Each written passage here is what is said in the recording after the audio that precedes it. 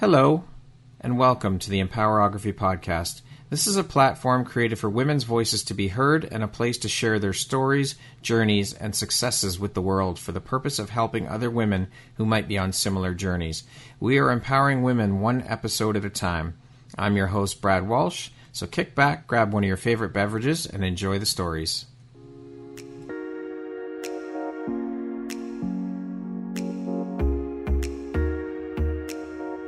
If you're looking for jewelry that makes an impact on your self-care routine and your style, Empowerography would love to offer you a discount code to one of our exclusive partners, Quartz and Canary Jewelry and Wellness Company. Please use code EMPOWER15 to receive 15% off upon checkout at www.quartzandcanary.com. Quartz and Canary is truly the place where spirituality meets style. Hello there, Brad Walsh here, your host of the Empowerography Podcast. Today, my guests are Kellie Hoover and Blair Critch. They are the founders of Blessed Mama Bosses podcast. How you ladies doing today? Doing amazing, Brad. Thanks for having us. Awesome. So excited to be here. Thank you both so very much for taking the time to be here today and share a bit about your story and your journey with us here on the Empowerography podcast. I appreciate you both. So let's jump right in. Kellie and Blair, you both work in multi-level marketing, in the multi-level marketing world. Both run successful seven-figure businesses, respectively. You are, as I mentioned, the founders of the Blessed Mama's Bosses podcast. You're both married with children and both have had your own share of personal struggles to deal with along the way. How do you find the time to prioritize and fit all of this in, running seven-figure businesses and a podcast and a family? How the hell do you find the time, ladies? As I'm listening to you say that, all of those things, Brad, I'm like, oh my gosh, that is so many things that we do. How do we do it all? I'm over here giggling. So, we're very structured. Blair and I have a lot of similarities. We have a lot of differences, but we're very structured. We're very productive, but we also know our priorities in life. So there's a lot of things that we want to do that we don't necessarily get to do at points of our life, but it's organization, really. Yeah. Okay. Yeah. I love that Kellie said, we know our priorities, right? Because once you figure out what those are and also what your goals are in life, then it's okay to say no for a season to certain things and yes to others and vice versa. But you have to be clear on what you want and where you're going and what the priorities are. I like that point you brought up about saying no. I find that I had a discussion with a woman a few weeks back, and we were talking about the word no and what a big word that 2-letter word is. And she spoke to me about how she is learning to now say no to certain things, but she finds that when she does say no, people are sitting there waiting for the reason as to why you're saying no. And it's like, I don't have to explain why. It's just no, and that's it. And I found that very interesting because I've noticed that people do sit there and they wait for an explanation as to why you're saying no. It makes me laugh. So true. Yeah. So Kellie, let's start with you. You were working in medical sales before making the jump to MLM and entrepreneurship. How long did you work in the medical sales world for? I was in medical sales for 15 years. Wow. Okay.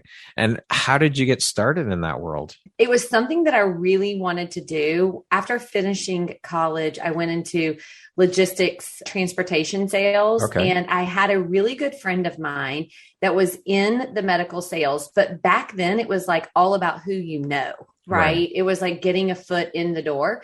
And he and his family were actually moving, and he got me an interview for his job. We went to college together. We're still great friends. In fact, they moved back and he lives down the street from me. But that's how I got in. He got me an interview. He put a good word in, and that's how I entered into the world of pharma sales. Okay.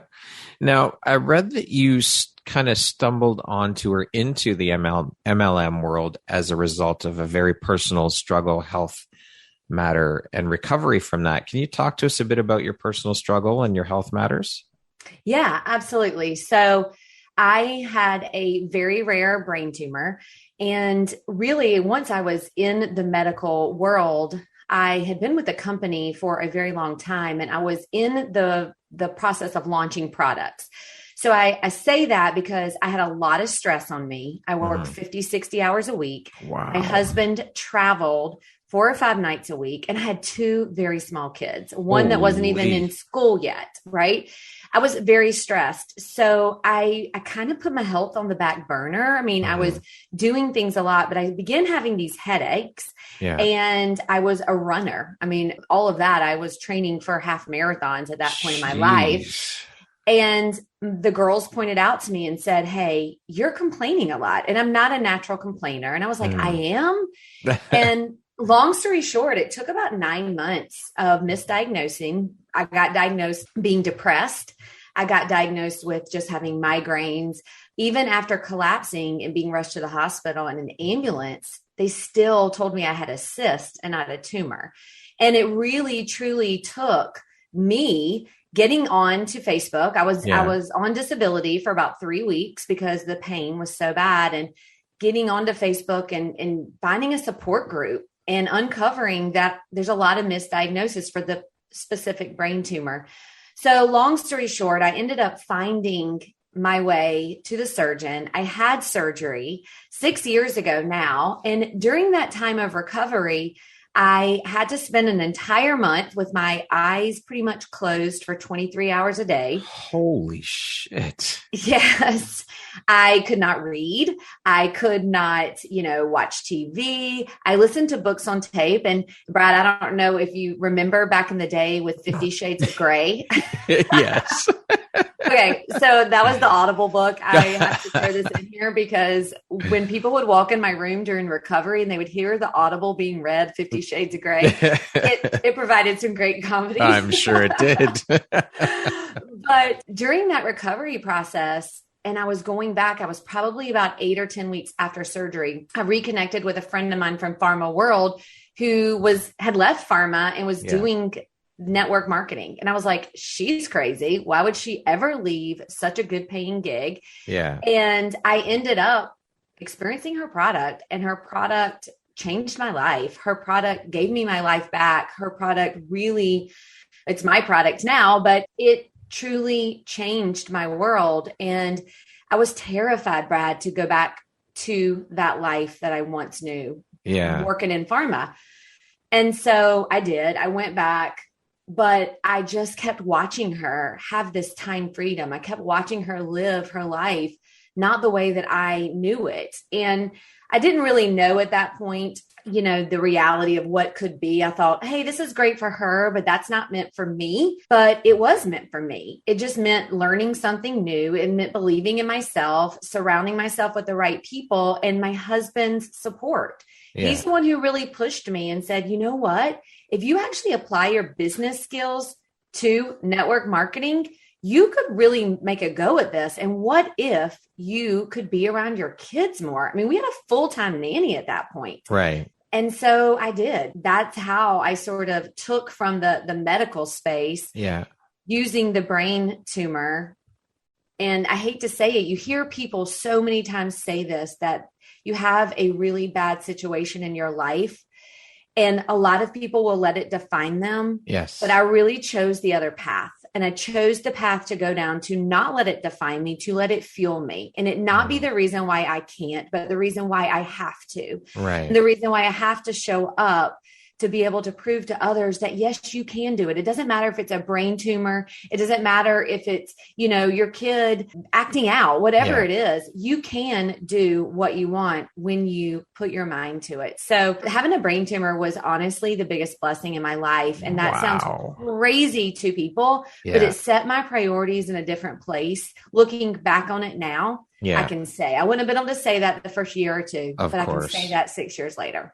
Wow. I mean, things happen for you, not to you. That's the mindset shift right there. But I mean, I can't imagine how frustrating that must have been, the 9 months of misdiagnosis. Like, how did you deal with that? A lot of prayer, a lot of people around me, and I was in denial. I mean, I just was like, I don't know what is wrong with me, but I just kept trying to find support. And I was believing a lot of what the doctors said. They were like, you're depressed. I was like, gosh, I was working in depression in the pharmaceutical world. I was like, I don't feel depressed, but I have a lot of stress on me. And life was so busy, Brad, that I honestly probably did not slow down enough to overanalyze the fact. I just kept going, okay, well, I'm going to go see this doctor. I have to wait 2 months to get in. And, I was just fighting for answers. How much time though, in that 9 months, were you having to take off work to deal with all your appointments? And I'm sure there were days where you just couldn't get up and go to work because you felt like shit. So how much time were you taking off in and around those 9 months? It was a lot. The biggest period was I took 3 weeks off at Christmas. It was probably about 2 months after I had the collapse and had to be rushed to the hospital. As time went on, it kept getting worse. Clearly the brain tumor was growing and I was in the bed, debilitated at least 1 or 2 days a week. And the hardest part about that was my kids seeing me that way. Yeah. Yeah. I can imagine. So how would you say then these experiences have helped shape the Kellie you are today, both personally and professionally, do you think? Because I don't wait around for things to happen to me anymore. I go out and create it myself. And I am so grateful for every day of my life. And I really try to live by the standpoint of waking up today and just being 0.01% better than I was yesterday, whether that's my relationships with my family, my team, serving someone. I just try to live every day to the fullest because I now know how precious life is. I love that attitude and the way you're thinking. It's so true. And it's unfortunate, I think, that for so many people, it takes an experience like what you've been through to make people wake up and realize that. And then there are some people who still don't realize it. It's crazy. So true. Now, I also read that you kind of had both feet planted and you had mentioned one in each world. So your full-time job in medical sales, you're also working part-time in the MLM world.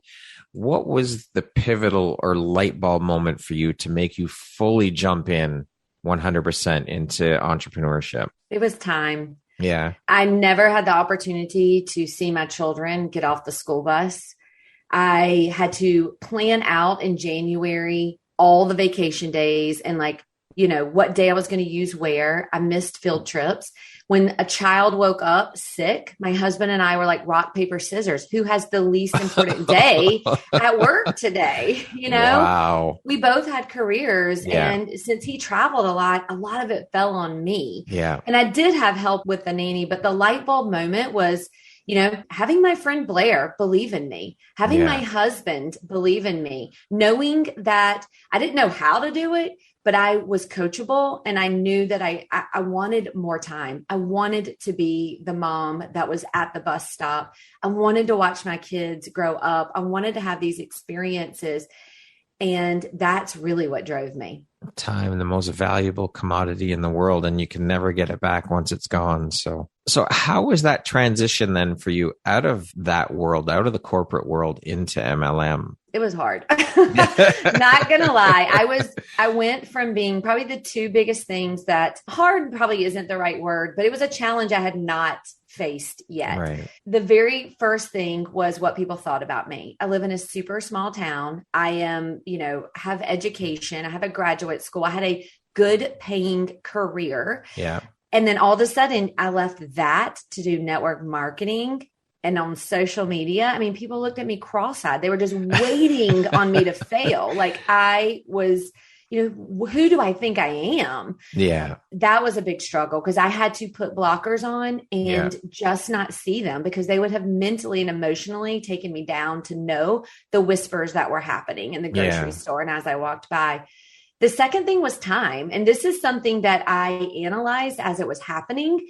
But I went from working 50, 60 hours a week, having no time, and I was super efficient, to having all the time in the world. And I became the most inefficient woman around. And I was like lunching with the ladies and I was doing all of these things. And I'm thinking, I'm building a business here. And so I really had to sort of pivot. And those were the biggest two challenges. Yeah, you must have been like, holy shit, I've got all this time on my hands. What the hell do I do with it all? I'm not used to this, right? 100%. Yes. Blair, you worked as a teacher before making the jump to MLM and entrepreneurship. How long did you teach for, and what was your specialty in teaching? What did you teach? So I taught kindergarten and in like an inner city school here in South Florida. I loved it. It was very difficult. I was there for 4 years and then got pregnant with my first. Okay. And that's when I was like, okay, I think I would like to be at home. Yeah. What inspired I just you? couldn't imagine teaching other kids all day and then coming home and playing with my kids. Like the exhaustion factor, I just couldn't even imagine. I'm sure. What inspired you to become a teacher in the first place? So I definitely grew up in a home, and I'm sure a lot of you guys listening grew up in the same kind of home where it was taught to me, especially as a girl and a woman, that you need to figure out what you want to do, find a career, graduate college in 4 years, get that career, and then stick with it for 30 years and retire and find a job that's going to allow you to also be a mom and a wife. Right. So it's kind of instilled into me from my parents. And so I was like, okay, I'm going to be a teacher. And I went to school for that. I graduated for that. And I definitely have skills and talents that line up with that. Yeah. But now looking back, it is definitely not what my passion is. I love teaching, but I love teaching on a broader, platform over somebody else telling me what to do. I'm not really great at being an employee is basically what I figured out in those 4 years. Hard to listen to somebody who's not in the classroom telling you what to do, right? Yeah, very true. Very true. What was your favorite part though about being a teacher? What did you enjoy the most about it? So I loved, my class had a lot of Haitian children and kids from Guatemala. And so they would come in at the beginning of the year, most of them not even speaking English and definitely not reading, which is normal for kindergarten. By the end of the year, they were speaking fluent English and reading and writing. And that was so powerful to see that when somebody believes in you and they pour into you, anything can be accomplished. So I loved that part about teaching. Amazing. And you carry that through to your business now because you ladies both teach women how they can achieve their dreams and success.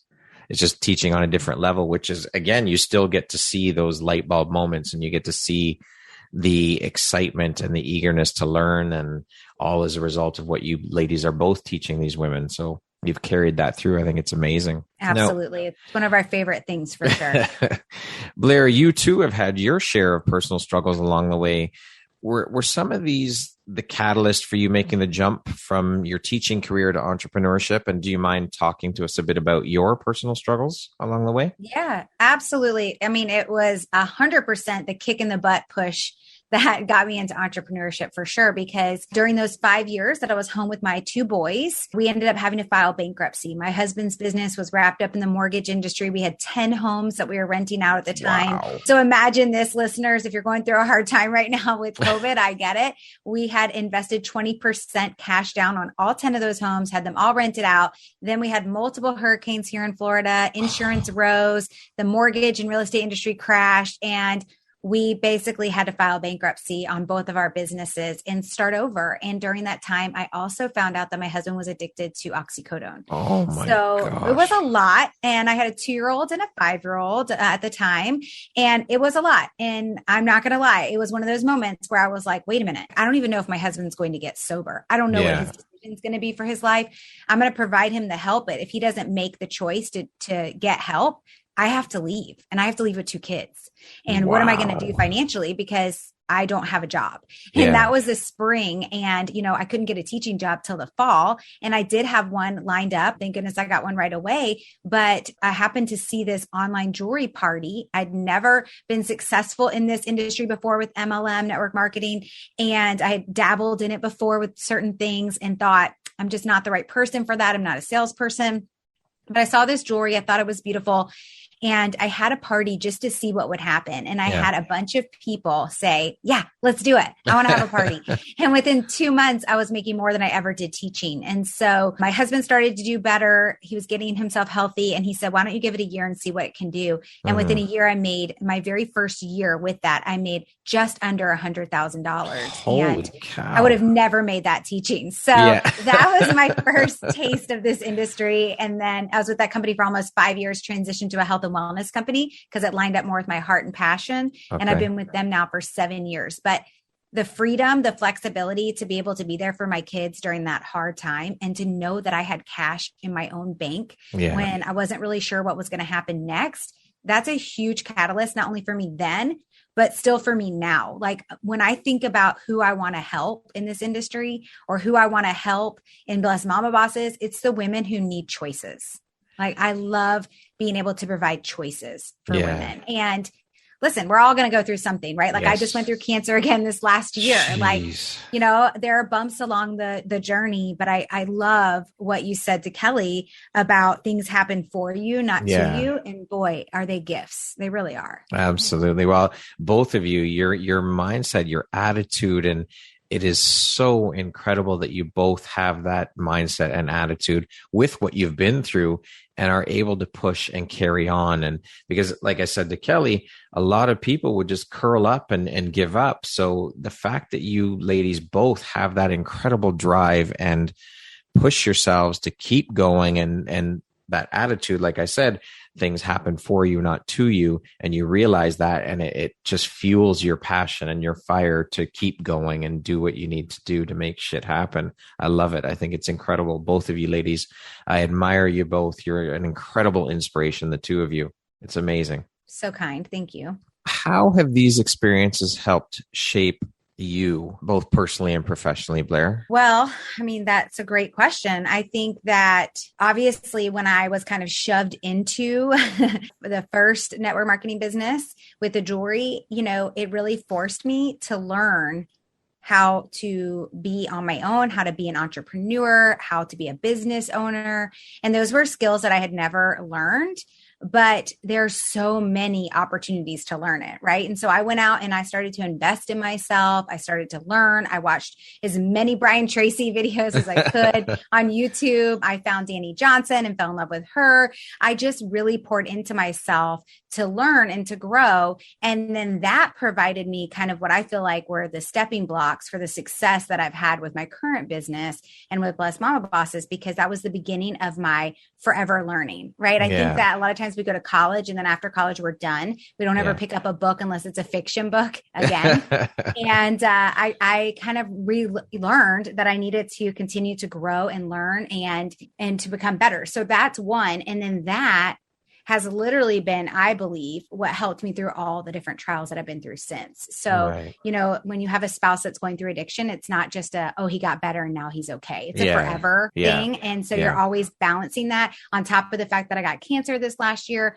I really look back and I handled it and I was able to go through it in such an amazing way. And I know that blessing was first because of my faith, but second, because of the work that I've done, the work to grow every single day and be committed to my own personal development and developing others. And I believe that that's what really helped me get through it in such a different way. And hearing stories of other people, like Kellie's story that she just shared with you guys, it still inspires me. I mean, when I was going through chemo, I remember thinking, okay, well, this does suck. It's okay to admit that to yourself. But you know what? I have chemo and I can go home and still lay on the couch with my kids. Kellie had to literally lay there for 23 hours with their eyes closed. Yeah. So, there are so many stories and moments and things that I feel like have really helped me to where I am now. And I think that empathy and growth comes with personal development. And that's when you can really be an amazing leader, in my opinion.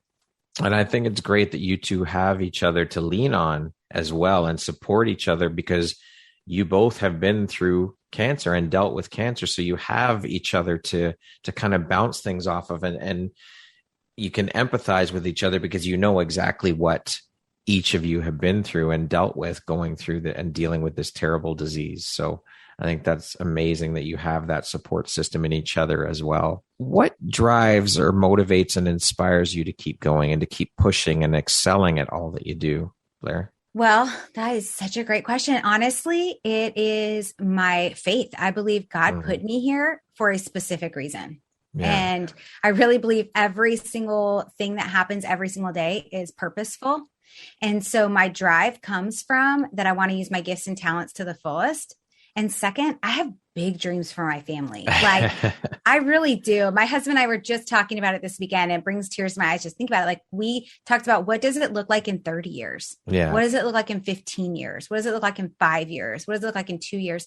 And my kids are older than Kellie's. And so in 4 years, we're going to be empty nesters. Yeah. And we're going to be young empty nesters. So I'm really excited about it. And I feel like once these kids are done with college, which is like another maybe 10 years for me. I mean, we are going to be really even more enjoying life. And so I think that's a big drive. It's my faith, it's my family, and then serving others. I really believe that we're put on this earth to help and inspire others. And so with our success, we can inspire others to success. Yeah, it truly is an incredible feeling when you find your mission and your purpose in life and have that mission and purpose impact and give back to others is just the icing on the cake. It's like winning the lottery twice. Having those two things combined is just an amazing feeling. Totally agree. So I got to ask, how did the two of you meet?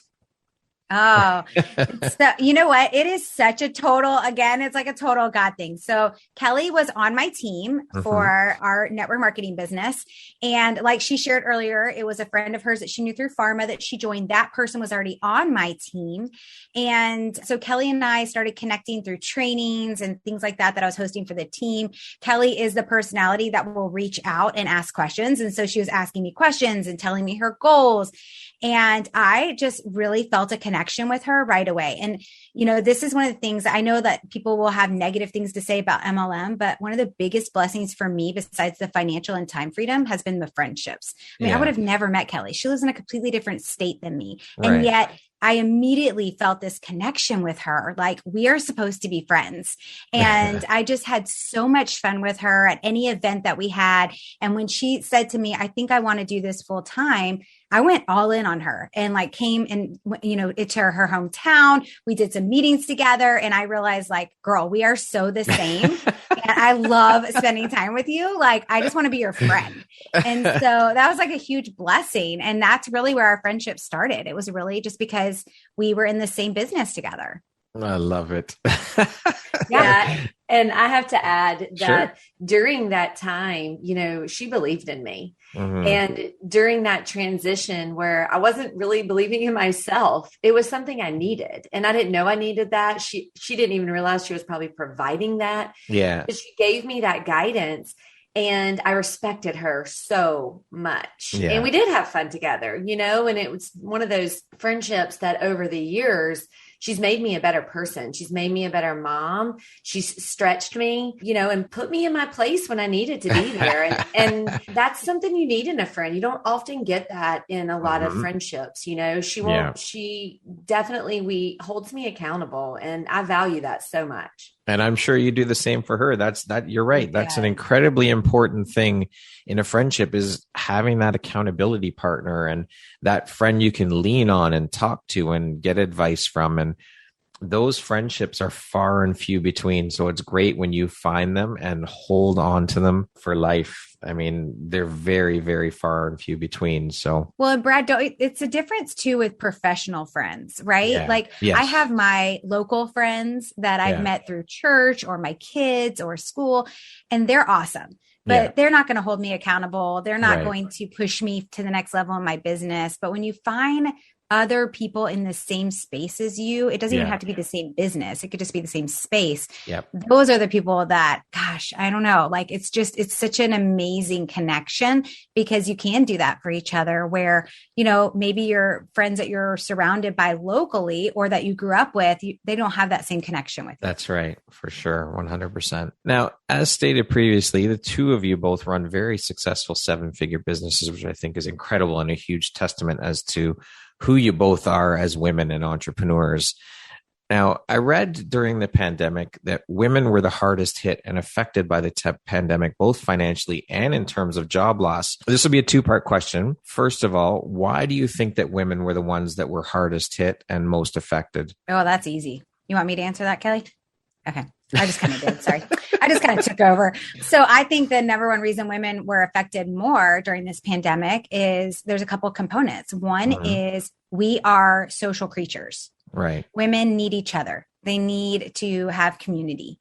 And when you take that away from somebody, now they feel very alone. And I think the second thing is a lot of women already run their households. Like, they're the ones that do a lot of the extra things around the house. Now they have kids at home and they're trying to do those things. And they're probably trying to work online. I know from me personally, the women that I've talked to, a lot of them had to let go of their jobs or go down to part-time because they were the ones that had to watch the kids who were home, where the husband was maybe making more financially. Yeah. So he chose to stay at his work, but she had to take, a step back. So it's just, I think there were a lot of components to it, but I think that those all combined were very difficult for the women. And, honestly, I know a lot of women who even quit their jobs or let go of their jobs because they just didn't know how they were going to juggle it all, even if they made more.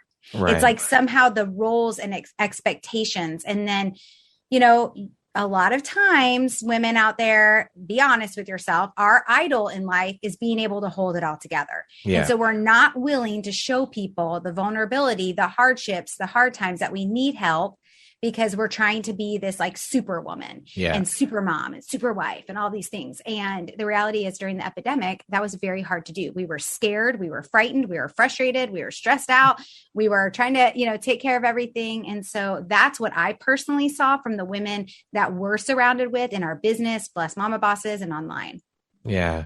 Now, secondly, I have personally seen a shift, but I'm curious, what are your thoughts on the landscape of entrepreneurship and women-run businesses? Are you seeing a shift in terms of more women making the jump into entrepreneurship? And if so, why do you think that is? I'll take this part. I do think that there is a shift. I think more women are being forced into being open-minded about creating things. They're realizing, hey, I do have a passion and I am really good at this thing that's outside of my corporate role. And some of that is being forced in. Maybe they had to leave a job. Maybe they had, kids at school and they couldn't do both, or they're working from home and they're realizing, I really like being home. Yeah. Let me try to find something. And I think people are just either being forced into it, or they see other people and their minds are a little bit more open. And there are so many things that this pandemic, it has allowed people. Blair and I were already living in the world of building a business online and on social media. So from us, a business perspective, it didn't change. But I will say that so many other women started, even if you had a brick and mortar business, you had to go online. You were forced to learn the skills of having online. And a lot of that went to social media.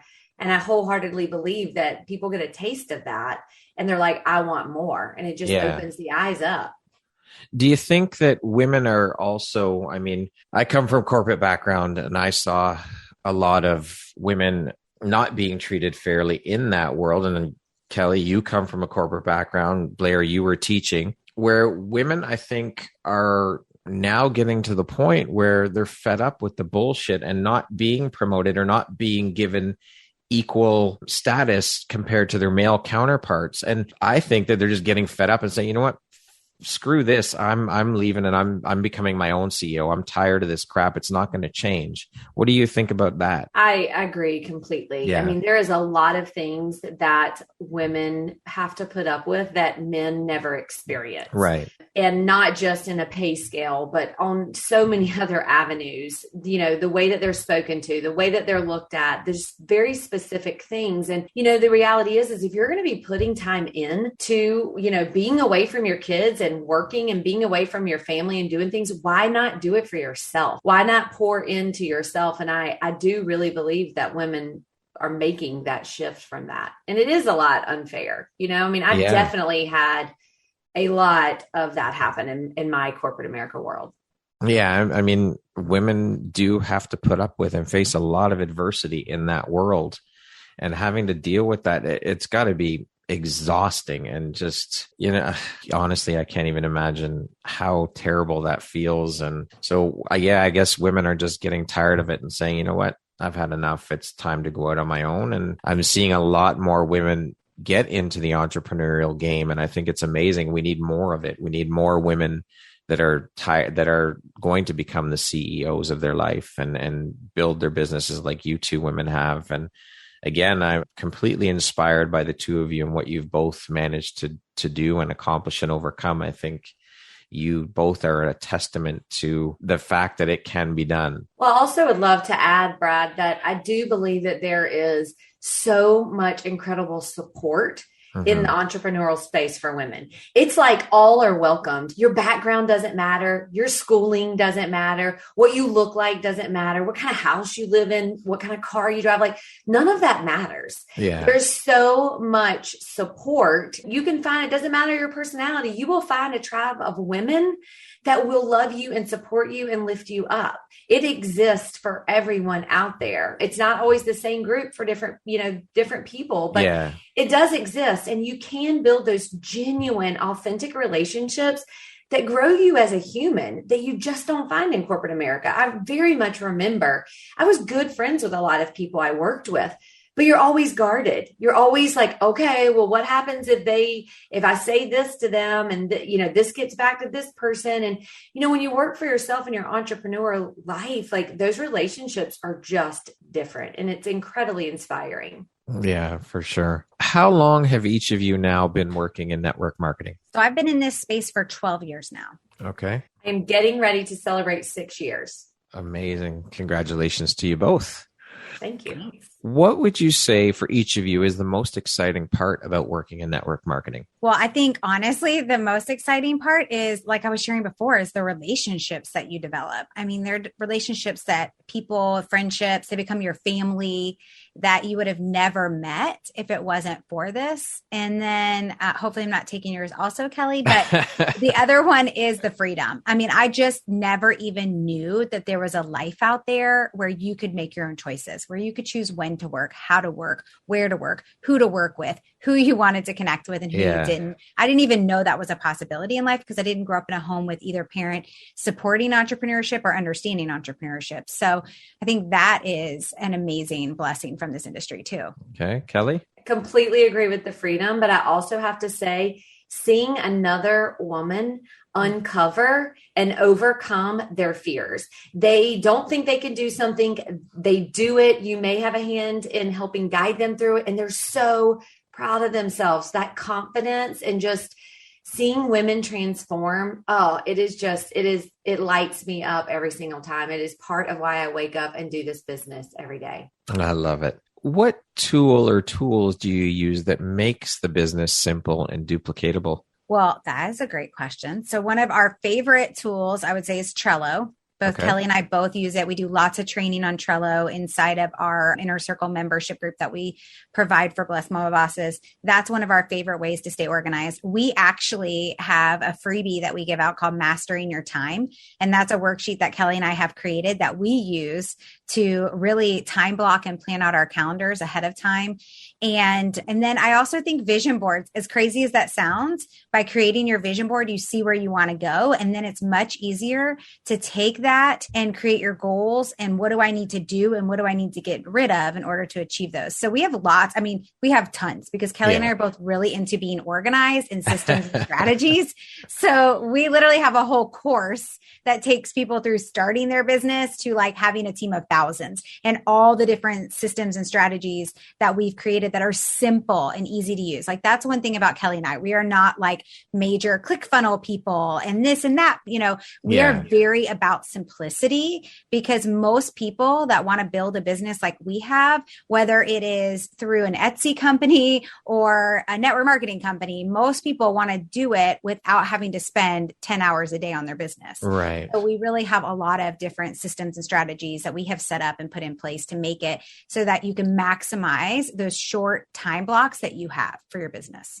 Now, are these tools and these strategies that you and Kelly have come up with, are they applicable across all multi-level marketing businesses, or is it specific to, because you both work in health and wellness in the multi-level marketing world, so it's applicable across the board for MLM? Across the board. Yeah. Okay. Even small business would get success out of it because it's really a lot of systems and strategies. I mean, we take them through setting up their business, setting up customer relations, to building teams, to training, to organization, time management, all of it. And it helps anybody. Okay. So how do each of you stay motivated working in the network marketing world? Oh, staying motivated. So I think that the number one thing to staying motivated is to show up when you're not and to show up on the hard days, and to plan breaks. we both held each other accountable this summer and took planned time off. Because that allows you to not have burnout and it allows you to stay motivated. I also think setting those goals up, knowing like, hey, at the end of this month, these are the things that I want to stay accomplished in. And you're like, hey, I'm halfway through the month. I'm halfway through this goal, or I've crushed this goal, or I'm not there yet on this one. And it just allows you to show up and break things down into simple form and be motivated, not motivated for the big goal, but motivated for that broken down goal that is today's goal. Right. Small chunks. Mm-hmm. What is the one common myth about your profession that you'd like to debunk? Oh, that's easy. Pyramid scheme. People are always like, oh, that MLM network marketing, that's a pyramid scheme. Well, a pyramid scheme means that somebody at the top is making money off everybody else and not giving them anything, right? Like a Ponzi scheme. And that's not what ours is. It's literally most of the companies, and I can't speak to all of them, but there are a lot of great companies out there. And most of them, it's about they have an amazing product that people are having great results on, and they want to get it straight to the consumers without having to worry about the third party, which is the middleman, which is getting it out to all these different stores. If they sell it through people basically like all of us, right? And like now we're buying stuff on Instagram with influencers all the time, affiliate links, all these things, right? That's basically what MLM is. It's just a faster way to get the product out to the consumer. And it's allowing moms, dads, to be able, men, women from all over, be able to have a business online and sell an amazing product or business opportunity and help others. That's really all it is. Kellie, is there any myths that you'd like to debunk, or is that that definitely is one of them, but also probably that you need to be an influencer or have a giant network to be successful.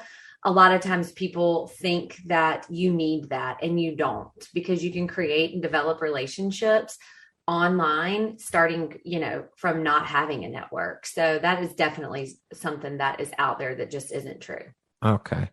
What advice would you give someone wanting to pursue a career in multi-level marketing or network marketing? I would definitely. First, I would. But go ahead. You go ahead. I was going to say, come see us at Blessed Mama Bosses, right? Like if you're a woman and you're looking at this industry, come join our group, because we have that free group, blessedmamabossesgroup.com. It'll take you straight to our Facebook group.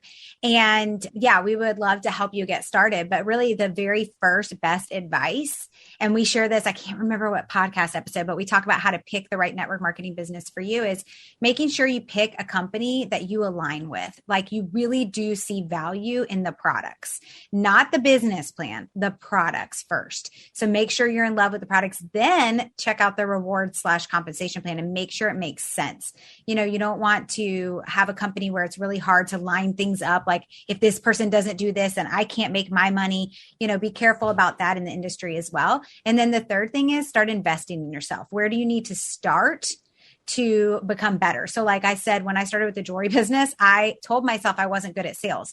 So the very first thing I started to do was I went to YouTube and started watching videos by Brian Tracy on how to close the sale and how to talk about the sale and how to bring up the sale, right? Yeah. So I just immersed myself in learning whatever that certain subject was. So, and we can help you with all of that at Blessed Mama Bosses. That's kind of one of the main reasons why we created it, to be honest, is that we were like, I personally have spent hundreds of thousands of dollars on personal development.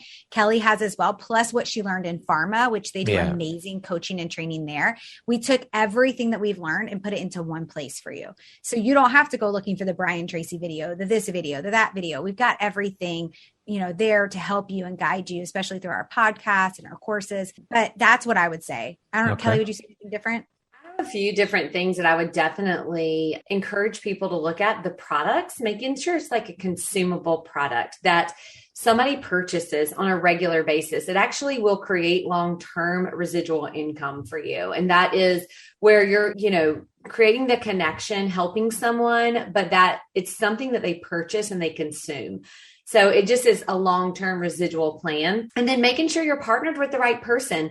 There are so many people that come in and out of the profession and, they don't get rich quick in 90 days. And so they're like, I'm out of here, or they jump companies. Make sure you're aligned with the right person who is there, who is committed to helping you with your goals as long as you're putting the effort in. Okay. Now, as I previously mentioned, you both host the Blessed Mama podcast. What was the inspiration behind starting the podcast? And can you tell us a bit about the show, what it's all about? Yeah. So we had already had Blessed Mama Bosses for almost a year at that point, I think. We just felt like people kept saying, please have a podcast. Can you put all this information into a podcast? And I'll be honest, Kellie and I were not for it at first. We were like, there's another thing to do. We don't want to do it. But we realized we would be able to help more and reach, way more people through doing the podcast. And so we decided, okay, we're going to do it. We're going to be faithful to our community. We're going to do it. And I kid you not, we pre-recorded our first 6 episodes. We got everything ready. The day it was launching was the day I was rushed into a hysterectomy. Oh my And then gosh. found out like a couple of days later that I had cancer. So it was a crazy time, but it was also a big platform for me to be able to share my story, for Kellie to be able to share her story. And we weren't even planning to share that part on our podcast. I mean, we just thought it would be all about the business, but we ended up, reaching and helping a lot of women through both of our stories of, having to go through things and come out on the other side. And the purpose of the podcast, if you listen, is really because we want to help women reach whatever it is. So whether 6 figures or beyond, without sacrificing time with their family. And so we do that by sharing tips, strategies, skills with our listeners. And we really try to show up with not only the business side, but also with that personal development side and helping them as women of faith who are trying to be successful and manage all that stuff. The stories play into that the relatability factor, the human factor that lets you connect with your audience. That's so important in creating a community and having that for your listeners, for sure. So who originally came up with the idea out of the two of you to start the podcast, or was it a joint thing? It was neither one of us. We just kept being told we should do it. Honestly, that's it. We sort of went into the podcast. Now it is the center of Blessed Mama Bosses, but we went into it a little kicking and screaming, Brad, and being just totally transparent. We both were busy. It wasn't just like one more thing, but it was so many other people. We prayed about it and we just felt this huge calling that it was something we were supposed to do. And we've never looked back. We have had so much fun. And as you can tell by getting to know us, we both love to talk and we both have a lot to talk about. So it's kind of worked out to be a complete perfect platform. But you're also helping women, which is just a bonus to the whole thing because you guys are friends, you get to chat, and you also additionally get to help other women. So it's a win-win. One of the things we added in was to keep it short. We really do try to keep our podcast to 15 or 20 minutes because we spend a lot of time on self-development, but not everybody has time for that in their life. And so we try to take something we learn, break it down into simple steps and reteach it or show how we've done it in our life in a shorter version. Beautiful. Also, one of the big things, if we're being totally candid and honest, Kellie and I were like, there's so many good podcasts out there. Why would anybody want to listen to ours? Yeah, right? that whole self-doubt. Of course. And we've done all this self-development. We both have made millions. We both have this great community, Blessed Mama Bosses. We both have great teams and network marketing, but we still had that fear. And so I felt like when we talked about it and we decided, okay, we're going for it, I was like, okay, we're going to put it out there and see who it serves. And we've had such great feedback from people. And it's been such an amazing platform to be able to share and be really authentic and real. And I think for people to really get to know us because we both love training and teaching, but we show up a little bit silly sometimes on our podcast and laugh a little bit, and they get to see that side of us, which I think is really important. Well, that's what helps the connection with your audience. And I mean, no one else is you, Blair. No one else is Kellie. That's it. You're being authentic. And that's why you do that. That's part of why you do it, is put the content out there. And again, you ladies are all about helping women achieve their goals and strive and stretch themselves. So sometimes that self-doubt, it creeps in and it's hard to overcome at times, but you just have to keep pushing through and do it anyway. Who came up with the name and how did you come up with the name? You want me to share? Okay. So I created Blessed Mama Bosses. I actually started this community a while back and it kind of lay dormant It got like, I had a lot of people at first, then it kind of laid dormant. It was all because I kept getting asked the same questions over and over by women who were not part of my network marketing team. And to be honest, at that time I was in major build mode and I didn't have time to answer everybody's questions, but I wanted to help all those women, right? Like if you asked me, how did I earn, the top of my compensation plan in 4 months? Like I wanted to tell people how I was doing it, but I didn't have the time to answer everybody's questions. So anytime somebody asked me a question, I'd throw them into that group and be like, check out the videos in this Facebook group I created. And I wanted it to be faith-based because I really just felt like I had this calling to show women of faith that it's okay to make money. It's okay to want money. You could do big things with the money you create, right? Yeah. A lot of times there's this weird line of like, oh, if I'm being a good, godly woman, I can't make money. I can't have success. Success needs to come in my home.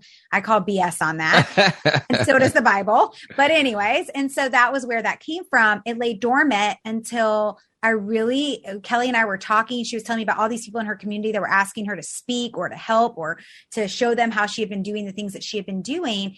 And I said, hey, what if we came together? I love being with you. I love doing things with you. What if we came together and created Blessed Mama Bosses, like recreated it and relaunched it a different way? And we both built it together. And that's kind of like how it started. Kellie was totally into it. It was awesome. We played around with changing the name and we just decided on keeping it. We were like, this really is exactly who we're wanting to talk to. So let's just keep the name. I love it. I love the name. Ladies, each of you, what do you think your unique skill set or superpower is that's helped you become successful? Oh, wow. Superpower. I really think probably the biggest superpower is overcoming things, whether it's small things and just having a strong mind. And that doesn't mean always showing up in perfection. It doesn't mean always showing up with exactly the plan, but to keep showing up.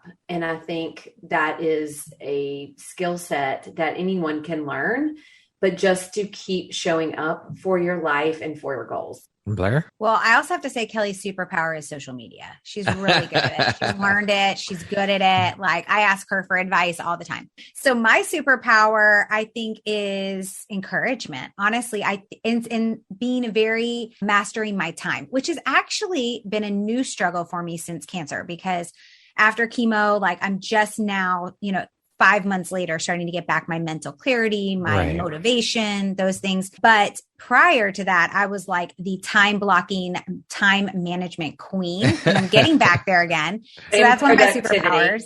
What? And productivity. Yes. You can do things faster than any human I've ever seen. Yes. I wish there was a talent show for that. I would definitely be in that talent show. I can do things 10 times faster than most people. But it was interesting though, because after cancer, I couldn't. And I feel like I now have a lot of extra empathy for people who can't move as quickly as I can. Yeah. I have a lot of empathy for them, but encouragement also. I think encouragement is a skill that I have learned and I have found the value in. It not only brings me happiness and joy, but it also allows me to bring happiness and joy to others and allows them to see their potential. So speaking of success, how do you define success, Blair? What does that word mean to you? Oh, so good. Success to me is freedom of choices. Okay. Kellie? Wow. I would have to probably say happiness. Happiness. Kellie, what would you say is one of the most important things you've learned in your life? And what was your life like before learning it? And what was your life like after learning it? That the struggles that you may currently be going through in your life do not define you forever. And I think so many people fight personal demons, fight situations that are completely out of their control, and allowing them to define the roads that they go on down the future. And I think after realizing that that does not define you and it does not control you, you can just really step into your passion and your purpose in life. Okay. Blair? Oh my gosh, that's such a hard question. Honestly, that I'm strong, that I can do anything, right? That I'm already equipped and empowered with everything that I need. I just have to choose to do it. Beautiful. That's really what I've learned, because I've been through some really hard things that if you had told me I was going to go through in life, I would have never thought I could get through. And I've come out the other side, even becoming a millionaire with my company multiple times. I would have never thought that. I mean, I grew up thinking I was going to make 30,000 a year as a teacher and I was going to retire in 30 years. And that was the way it was going to be. And I never in a million years thought I could do those things. So I would definitely say that's probably it for me. Okay. Blair, what would you say is one of your biggest life lessons or teachable moments, or for lack of a better, I guess, failures, but let's use life lessons or teachable moments. And what did you learn from that? I'm trying to think of how to word this without offending anybody. So I'm just going to be honest. Yeah. Not to think that one person can take care of you. You need to take care of yourself. You need to know how to, have your own success, whatever that means for you. You need to know how to make sure you have your own money, whatever that means for you. And now when I say your own money, I'm not saying it needs to be in a separate bank account than your spouse or your partner. Right. Like Ryan and I share ours. But when that moment happened where our world collapsed, it was a big realization that I was depending on somebody else too much. Yeah. And I needed to get back to being my own person and defining what success was for me, financially and as a human being. And then also another really big aha moment was just this last year when I went through cancer. I realized I am a people pleaser and I have a hard time with boundaries. And so I thought I had gotten good with boundaries after my husband went through his addiction problem. I learned a lot about boundaries, but I realized I had gotten myself back into that pattern again of allowing people to come cross the boundaries that I had created. And so I think that those are really big things, is becoming your own independent person and being able to take care of yourself. Doesn't mean you have to take care of yourself all the time. My husband takes great care of me and I take great care of him. And then the other part is that part about boundaries and not having to be a people pleaser all the time and really truly doing the things that I feel like I'm supposed to do in life, not because other people are telling me to do them. All right. Kellie, how about you? I think 2 lessons for me, and one is taking people for granted, really like taking people for granted. And the life lesson is to value friendships more, to value business relationships more. And just because I may not personally need someone like checking on me and constantly telling me how important I am to them, a lot of people do need that. And if that is a part of if you value someone, putting yourself and letting them know that you value them and not taking people for granted. I definitely have learned that lesson by taking others for granted a lot in my life. And then the second life lesson is work ethic. Let's be real. A lot of people just don't have the work ethic. And I will say Blair and I are on the extreme of work ethic. I would not expect 99% of people to show up and work like we do, but we love it. We enjoy it. What we do never feels like work. I mean, it's something that we love to do because we've found our passion. Yeah. But learning the life lesson that not everybody wants to work like that. Not everybody's passion is what mine is. And allowing people grace and allowing that not everybody is going to show up. And guess what? That is okay. Yeah. Huge life lessons for me. What is your personal motto, Kellie? To be a little bit better today than I was yesterday. Blair? To have a great day and make it a great day for others. Love it. What does the word empowerment mean to you, Blair? Oh, I love that word. I think, honestly, it can mean so many different things based on where I am in life. But right now, empowerment means owning the gifts and talents that are inside of you. Beautiful. Kellie? This is my team name. So I love this word. Team empower is like one of the most valuable words to me in my life. And it just means fight for what you want, fight for your dreams. Beautiful. Okay, we're going to jump into a little rapid fire section. So the next few questions will be 1, 2, 3 word answer type things. Okay. Well, that's going to be hard. Yeah. Kellie, how would you describe yourself in one word? Focused. Blair? Happy. Blair, if you could teach the world one thing, what would that be? Love. Kellie? Priorities. What's one thing you want but cannot buy with money? Kellie? More time with my husband. Blair? Freedom. If you could change one thing about the world, Blair, what would you change? People would love each other. Kellie? People would not be so judgmental. Kellie, what would you say is one of your favorite entrepreneurial books? Jack Canfield, Success Principles. Blair? I'm laughing because she's still mine. And she knows it. Okay, let's see. My second favorite would probably be Compound Effect by Darren Hardy. Okay. That concludes our rapid fire section. Back to our regularly scheduled program. Blair, what would you say are the top 3 skills needed to be a successful entrepreneur? Oh, that's easy for me. Number 1, you got to show up daily. So you got to have daily action, whatever that is. Second is make duplicatable systems so that you can have a team that recreates the same thing. And 3 would be never give up, because you are probably 3 feet from gold and you're going to kick yourself later if you don't just keep going. Yeah, a friend of mine sent me a meme, and it's 2 guys stacked on top of each other. They're both in a diamond mine, and one guy is digging away with his pickaxe, and he's so close to breaking through and getting those diamonds, and he gives up and walks away, and the other guy is still going. So I love that meme, and I love what you said. I think it's amazing. Kellie, how about you? What would you say are the top 3 skills needed to be a successful entrepreneur? Being disciplined, having a goal, but also having the plan that goes along with it, and being consistent showing up for that. Okay. Kellie, what is the most entrepreneurial thing about you? What is the most entrepreneurial thing about me? Probably the fact that I love, this is a tough question. I love making my guests think. Yeah, I know. I'm like, yes, you jump in and let me think about this one, Brad. Okay, so the most entrepreneurial thing about me is I don't like other people telling me what to do. All right. That makes me a great entrepreneur, because I'm ready to take it on myself. I think probably the most important thing for me is just being able to work when I want to work and allowing my family plans and working around those. Okay. Kellie, if you could go back and give your younger self one piece of advice, what would that piece of advice be? Do not be so closed-minded to the exact plan that your parents laid out for you and the exact plan that I was taught in my head, which Blair mentioned very in the beginning. You grow up, you go to college, you get a good job, you stay loyal, you put in your retirement, you retire. That is something I wish that I would have learned at a very young age and just been open-minded and not so closed-minded to opportunities earlier in my life.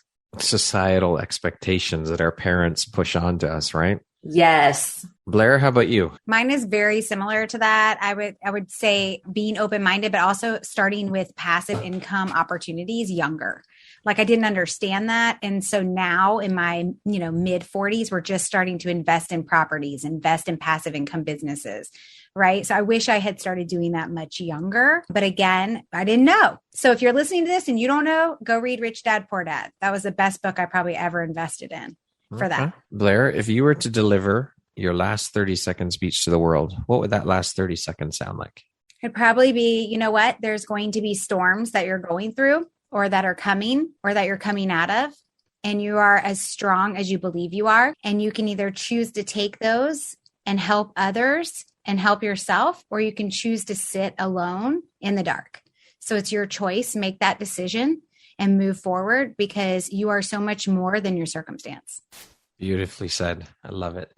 Kellie, how about you? 30-second commercial would definitely be, do not give up on yourself. To know that in the future, you may not know what storm is coming, but you are guaranteed that they are headed your way. You are going to go through them and be aware of how you handle things when you're in the fight and how you want to be and what you want to learn when you're on the other side, and looking at the person in the mirror and loving that person, showing up for you. Because when you show up for you and that girl, that guy in the mirror, you can show up for everyone else in your life so much better. And you also cannot control how other people receive your energy. You have to be you and find your passion. Beautifully said. Ladies, thank you so very much for taking the time to be here today. I have thoroughly enjoyed this conversation. You two are incredible inspirations, and I'm so honored and pleased to have had you on the podcast, and welcome to the Empowerography community. It's been such a pleasure, and thank you for all that you're doing. And I'm so inspired by the two of you. You're both inspirational ladies. Thank you so much. Thank you. This was so much fun. Once again, my name is Brad Walsh, host of your Empowerography podcast. Today, my guests have been Kellie Hoover and Blair Critch. They are the founders of Blessed. Mama Bosses. Thank you so much, ladies. I hope you have an amazing rest of the day.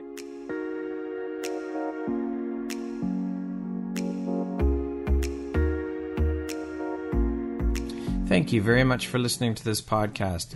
If you haven't yet, please be sure to subscribe, rate, review, and share with all your friends. You can find me at viseuphoria.ca and follow me on Instagram at Empowerography Podcast and on Facebook at Empowerography. Please join me next time for another inspirational story from yet another amazing woman.